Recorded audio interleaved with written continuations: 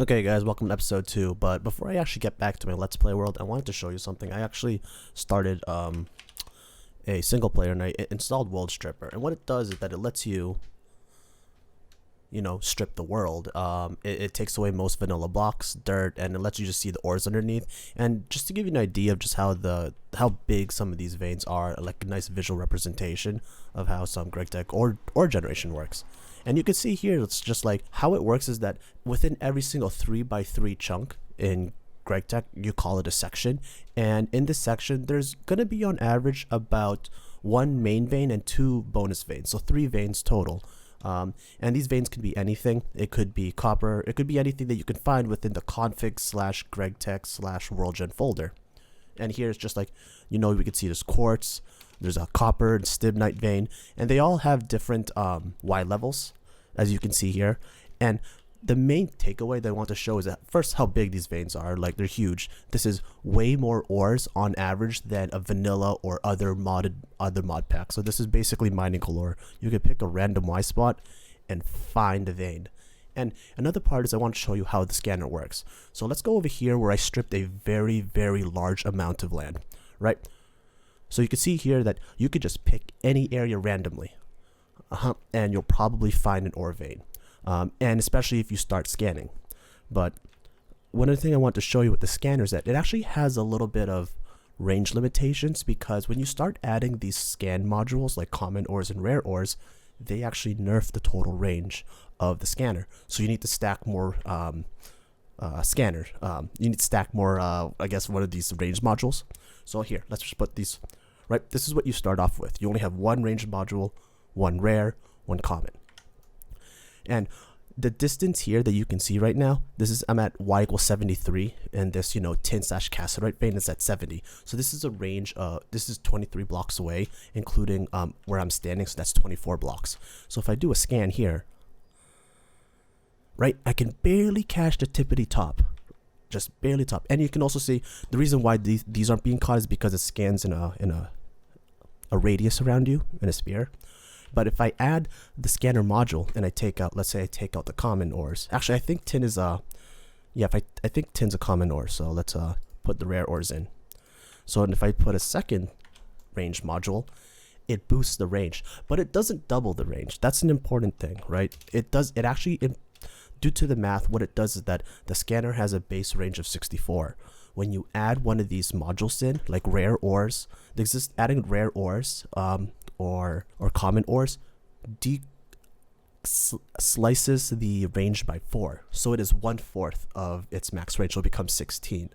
Now, when there's no modules, it has a base range of 64. When you add this, each scanner module increases the quote-unquote base range to 32 by 32.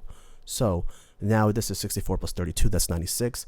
Then, 1/4 of that is 24, which is why when you have a dirt pillar of 23, I was able to catch the top. When I add the second range module in, that increases the base scan by 24 once again. So you're approaching 128. So 128 divided by 4 is 32. So that's why you now have a range of 32. It doesn't double it, right? Because there's a base level here that it affects. And you can see this in the configs. It has like some of the math, or you can also just, watch this video and it'll show you the demonstration, right? See, I'm only getting this this top layer. It's not, and this is with the 2 range modules, right? So that's what it's 32. The end takeaway is that if you're just scanning on the surface, you're not gonna find all the veins. That's just simply how it is.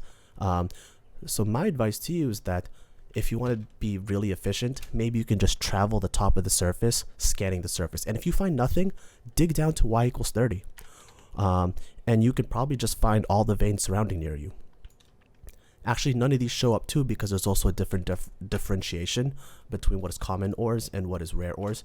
Basically, you could just check the config file yourself in scannable configs inside the modpack folder, and it'll basically be able to show you. But the long story short is there's a certain list that Damien, the pack dev, defined what is counted as common ores. Then every other ore itself is rare. So more often than not, the rare ore might actually be more useful than the common ore, because it'll be able to detect more things. But yeah, so I'm going to go back to my Let's Play. I hope this was informative. Let me know if you guys have any more other questions. Okay guys, welcome back to the Let's Play. I did a little bit of mining. I actually encountered, went around the base, just, found a lot of surface level stuff, and when I couldn't find anything to surface level, I actually just went down to y equals 30. And I actually kind of got lucky here, because my main thing I was looking for was nickel, right? Because I want to get some invar, do some upgrades, and I actually kind of got lucky here, because what you can see here is, there's an almandine ore vein, which is sapphire. Then below is you have garnet, right, which is a nickel, which signals a nickel vein. And then there's copper ore here, and the lower copper level ores is a pure copper vein, versus the tetrahedrite veins that have copper in it are usually higher up, usually near the surface. So I just thought it was kind of funny that it's like I found 3 veins converging in this one area. What I was really doing was I was just basically just digging around here. I like to normally use ladders just because it's just easier for me to travel. And this, the ironic part is this is just right by my home, because when I scanned the ground here, because as I was digging around, like I went everywhere, I scanned the bottom, just like, I don't really see much. I only saw like this one, right? I only saw that one vein over there, so I went to go check it out. And I kept digging down, and then I ended up running into this oil sands vein. And I love the whirly cave generation, as a side note. But I was just like, okay, I still don't see anything. So I started scanning, and then, this just lit up in my face. So I was like, oh, this is probably a high concentration of various ores. Look at all the pretty colors. And yeah, lo and behold, it's right here. I have just the garnet ores. Okay, so I'm going to mine this up, and then we'll probably get started with tech today. See you in a bit. Okay guys, and we're back at it. So I did a little bit of mining, not a lot.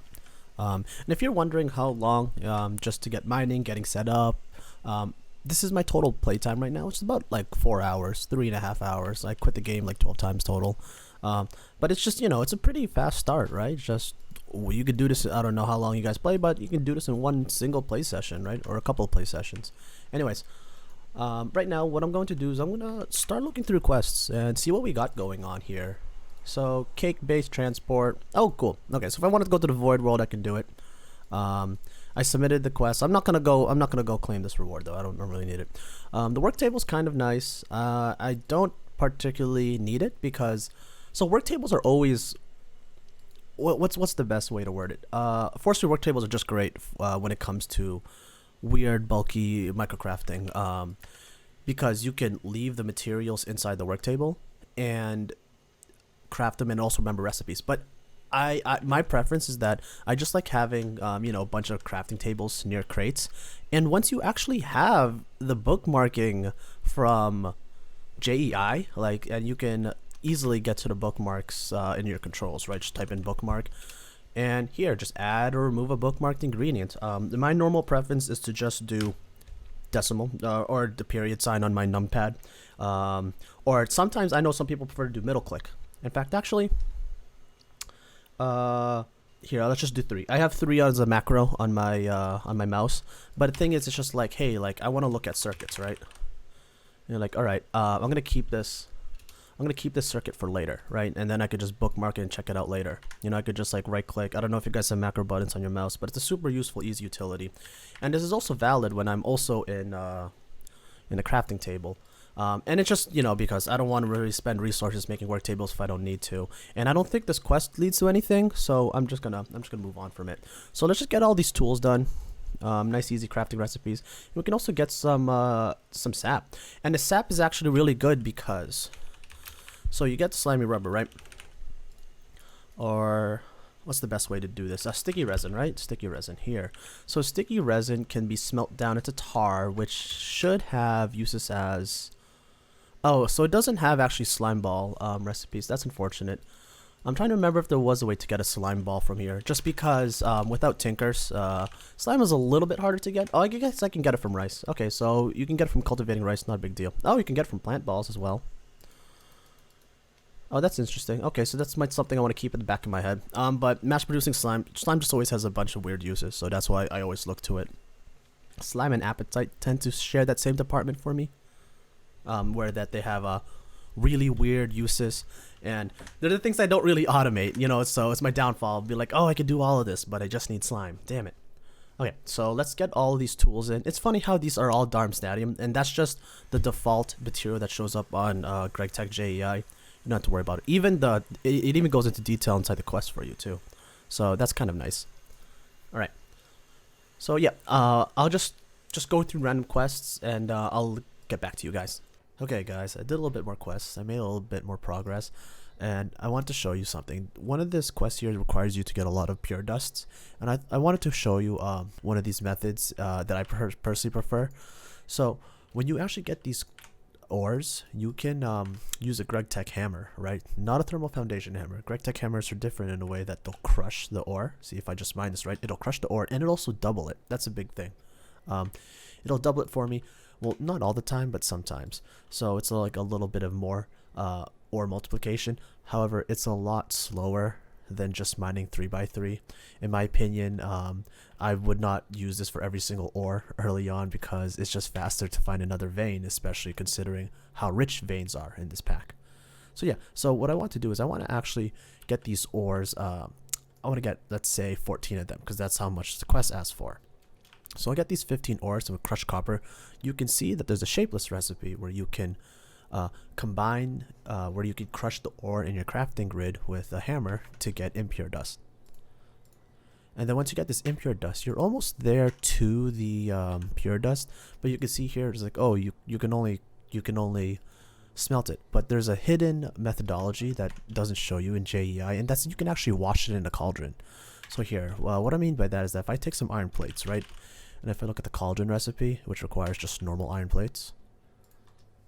So how much do I need again? 7. Also, another thing, if you haven't noticed, is that I actually I added a new another mod, crafting tweaks, is because a lot of times when you're crafting with Greg Tech tools, right, even if you use up all the materials, the tools still stays inside the crafting grid. So I added crafting tweaks where it has a clear grid, and I attached that to the Z key, so I can just clear out the crafting grid. It's just another quality of life thing. It's client side, so if you're on a server that doesn't have crafting tweaks, you can just throw it onto your client and it'll be no problem at all. Alright, and now what you want to do is, I also found an ender lily, so I guess that's a little bonus for me. And you want to fill it up with water, right? And then you can just toss the impure pile of copper dust to get the pure dust. Right? Pops it out right here, you get the 15 copper dust, and that should get you this part of the quest nice and easy. And I didn't, once again, I only used like 10, 11 ores because, you know, I had a little bit of ore doubling coming from it. But once again, I would not recommend this at all for ore doubling, just because just do it, automate it. It's much easier given the frequency of veins to just mine another vein, you know, with your 9x9 hammers or 3x3 hammers. Alright, I'm going to keep going through these quests. If I find anything else worth telling you guys, I'll let you know. Hit a little bit of a crossroads here. I did some shopping around. Well, not shopping around. I actually did a little bit more explanation. I got lucky and I actually managed to find diamond not too far from my base, as well as an emerald vein. But the problem is I'm still stuck looking for lapis, right? That's been my lapis and lead. So I think I ended my end decision is that I might just buy it from the quest book, right? So the coin shop here.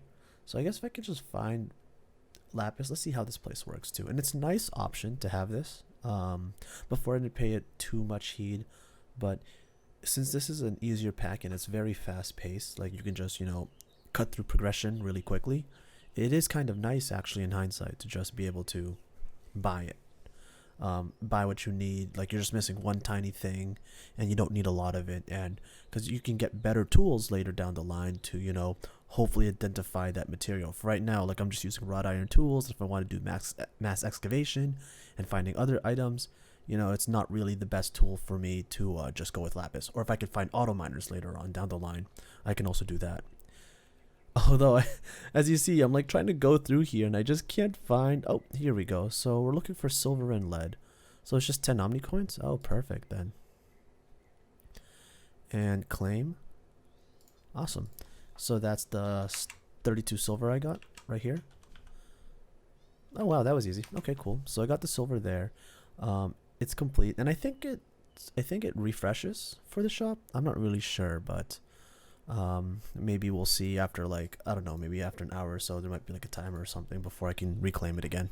So okay, let's see what else is next. This will let me get to the Steam Dynamo as well as a lot of the circuit parts, and I can finally just wrap up this first page.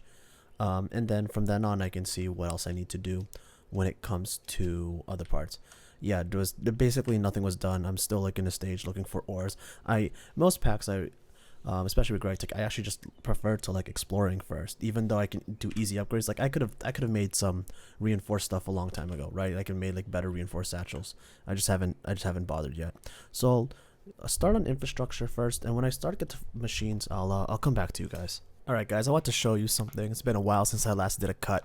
So as you can see, I got a rice and flax farm going. The reason why I planted them in rows is because when you alternate rows, most crops will actually have faster growth ticks if you plant them in rows like this.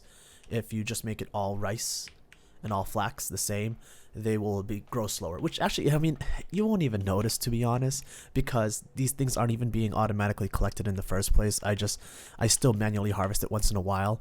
So I'm pretty sure if I just planted it all in in this whatever pattern, it wouldn't have made a difference. But you know, I just might as well do it just because. Why not just try to get the tiny little edges? But the main thing I want to show you was, well, first, actually, let's work our way a little bit backwards. So I'm still doing that quest, right, which was trying to get the vacuum tubes and resistors. And the thing is, the vacuum tubes that they require, oh, actually, I have it here. Vacuum tubes require a fair amount of paper, and I was looking through, and I was just like, oh, this is kind of annoying. This is the first paper recipe I was thinking about going on. Wood pulp, just because wood pulp, you get 4 from any oak log, and just put a wooden mortar through it. Good to go, right? You could also just use a Greytech mortar. I was also happy with that as well. And then I just kept going through. There's also the Chad recipe, which is not very good despite its name. This is actually the default way that Greytech Community Edition makes paper. This was my main thought. I was like, oh, look, I'll just use the rice from Actually Editions, because this is a very strong recipe. Rice is super easy to grow, super easy to scale, and you can get a lot of paper that way. And then I noticed that someone commented that SNAD is in the mod pack. SNAD's a very, very powerful mod, despite how innocuous it is. What it does is this adds this block, right? You can craft it. It's called SNAD, which is like, you know, a typo on sand. And basically, you could put sugarcane on it, or it's sugarcane and one other crop. I can't remember what it was, but you could put sugarcane, which is what main one that it's used for, and it'll grow. It'll grow faster than as if you did on normal sand. And if you put a redstone pulse on it, and redstone clocks are super cheap, right? There's just some redstone and some cobble and some wood. It will actually put a growth tick every single time a sugarcane. It'll give a growth tick to the sugarcane, like, and not for example here, right? This is, if you not pictured here, there's a redstone clock beneath this SNAD that I put on, but right here, see, there's, oh, I actually can't do it there because there's no water. Alright, so let's do it here, right? Get some SNAD, I'll put it here, and there's just a growth tick on the sugarcane, right? Look at the percentage, it's just going up every single time this clock ticks it, it'll grow. So I was like, oh, I could actually do a really easy automation with this. And that's what I ended up doing. I set this whole entire up. It's just a piston. Very simple, easy recipe. Just a piston, right? You can use iron ingots. It's the vanilla recipe, really, with extra additions if you wanted to use steel ingot or titanium. And you also require an observer, which actually might be the most expensive part of the whole entire thing. If you don't have observer, you can also do a redstone clock, just hitting the piston back and forth. It just might be a little bit annoying and it's not as clean. But I found it, I just thought it was cheap because I have a nether quartz vein nearby, because nether quartz does actually spawn in the overworld. So right, the observer will just check when the thing grows, and then I set up this very jank redstone wiring, and it'll just, you know, light up the piston to break the second block. Nice, simple, easy. Yes, it is a bit messy, super inaccurate, because as you can see, there's sugarcane getting around everywhere. But I was actually gonna block it off with cobble to contain the mess that it was, and that way it'll just be knocked towards one direction. And then finally, the last piece is the inspirations collector, which is something added by the inspirations mod, hence the name. And it's just, you know, you just add a fishing rod in front, and if you don't have that, you can also just use a hopper. And in fact, in my advice would just be have the water pour into a hopper into a drawer. This is a drawer with a void upgrade. This is pretty jank. I mean, because it only works on redstone ticks, or actually it might even work with a lever. But even if you do put a lever on it, like, just do a hopper, because a hopper will just feed anyway into the drawer. So easy vanilla automation early on. You can get all the sugarcane you want. Just make sure that you block it off a little bit. I was thinking about doing it with glass, but it's kind of a pain in the butt because I'm not near a desert, so glass is something that's actually more expensive for me right now at the moment. But I mean, what am I going to be hiding? This is not much to show off anyway. But yeah, so this is the basic automation I wanted to show you guys. All right, so I'm gonna keep working my way through, get the resistors done, and I don't know, hopefully we can get to machines today. Okay, actually I found a new way to improve the old setup. I noticed that the collector when I was trying to do a water trap, I realized it was really inaccurate. And then I realized that the advantage of the collector, that instead of having a hopper, is that it can collect horizontally when you give it a redstone pulse. So this lets me get around the whole entire setup in the first place. So I could just have the sugarcane be in a tight, 1x3 contained space, and it'll just fall down to the bottom. Then the collector will see it, pick it up, and then running underneath the collector, I have a hopper. So occasionally the hopper gets turned off due to this redstone clock feeding into the collector, but really that's not that big of a problem. It outpaces it, and this feeds into a basic storage drawer. So once again, you just need some redstone, iron, cobble, sugarcane, and sand, as well as the nether quartz for the observer. And if you don't have nether quartz for the observer, you could just add another redstone clock to the piston. I think I said that earlier, but it just means it'll just turn on and off more often. But other than that, yeah, this is a pretty easy way to get sugarcane early on. And if you're annoyed by how much paper you acquire, feel free to just take the setup. Okay, well, I guess sugarcane just, popped out of my walls right there, but whatever, it'll be fixed. I'm pretty sure it's enclosed. That's the whole entire point of this. Okay, guys, so I'm about to do a big deep dive into gathering more resources, and I wanted to point out something that I've noticed. So the pack has chest transporters. So I just used I made a couple obsidian ones. I made 5 of them, and then I also took basic jars, because once you take these chest transporters, they can actually be transferred to your satchel. And what's nice about that is you can just turn your satchel into caches. So normal thermal expansion caches aren't actually enabled as far as I've seen. They don't appear inside JEI. So it's nice because I'm gonna go on a huge trip just to find some sand.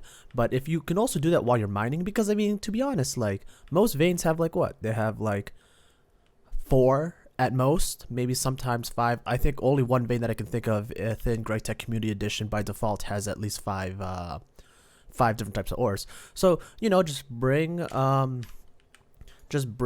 satchel with you, and then you can put the basic jar in, and you should be just good to go, right? You could just run off to wherever your mining trip is, and it saves yourself from making 10 to 15 mining trips. And most people complain about, oh, the satchels are too small, it's only 1 row. I mean, just there are ways to get around it. One thing I do want to say is that don't go too crazy with the nesting here. Especially it's nice to use basic jars because they don't have a lot of NBT data, and that's the big thing that tends to get people. Is when the NBT data gets too long, you can get disconnected from the server, and that's what a lot of players used to get screwed over, is because they would just they would stack backpacks of backpacks full of stuff with nested inventories. And that could actually that could cause you to disconnect.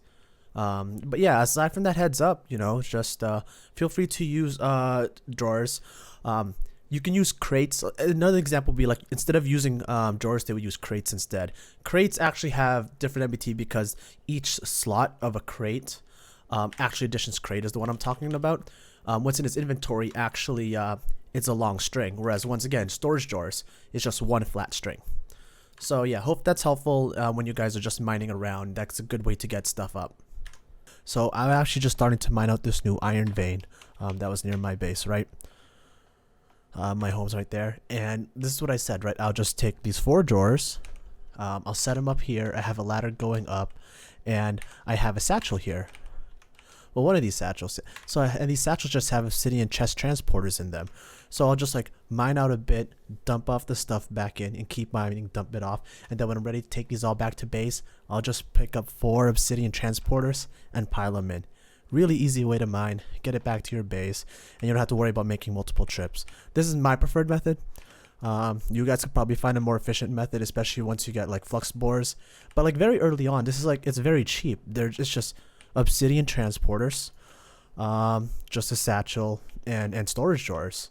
I don't know, and maybe it's just really simple. Although what I would want to say though is you don't want to. I wouldn't really advise mining out entire veins at once. Maybe if you're new to Greg Tech, it can get kind of exciting, but you can get really bogged down. My suggestion is just mine out like, I don't know, 5 to 6 stacks of the metal you need. So like if you're trying to get copper, just mine out 5 to 6 stacks of the malachite that you need. If you need iron, same exact thing. Get the limonite or the magnetite that you need. Don't go too crazy with it, just because it's more fun in my opinion to burn out, and plus you'll have better tools and equipment available to you, right? Those who started in Lost Cities could probably make a flux spore really early. I myself might have to wait until I get enough mob kills and enough skulls to actually teleport to the Lost Cities to find the drill cores, because drill cores are not craftable. But yeah, so now that I'm done mining with this, I'll cut back to you guys when I'm probably doing something even more interesting.